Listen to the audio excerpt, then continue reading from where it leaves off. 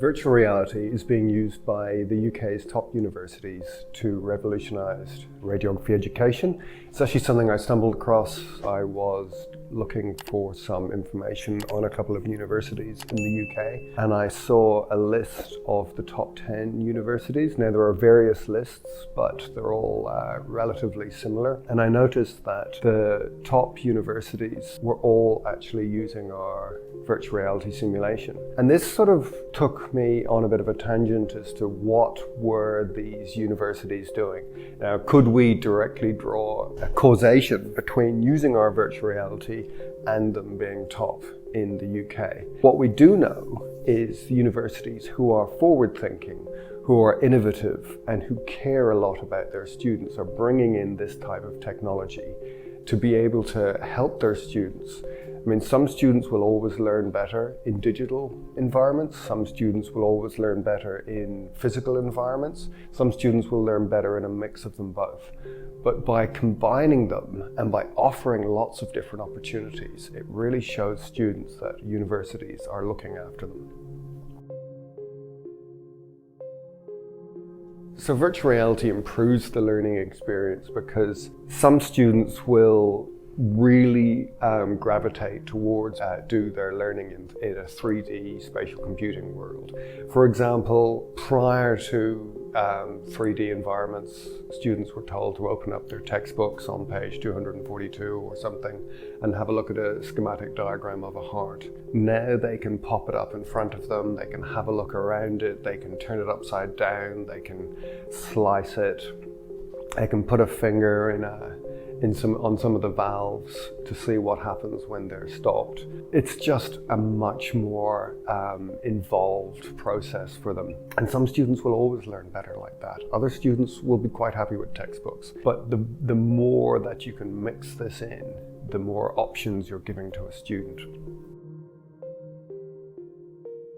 Virtual reality is considered a really cost-effective solution to radiographic simulation because it reduces or eliminates the need for universities and colleges to have large simulation suites made up of physical equipment with protection that these rooms need to make them radiation secure.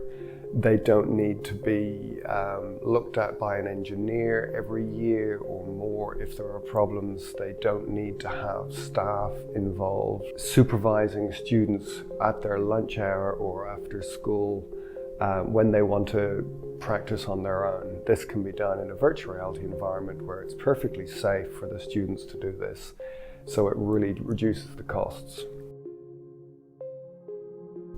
Virtual reality prepares students for the future challenges because it's shown in the peer-reviewed publications that we've seen that students who are trained using virtual reality or a mixture of virtual reality and physical simulation do far better than students who were trained with just physical simulation.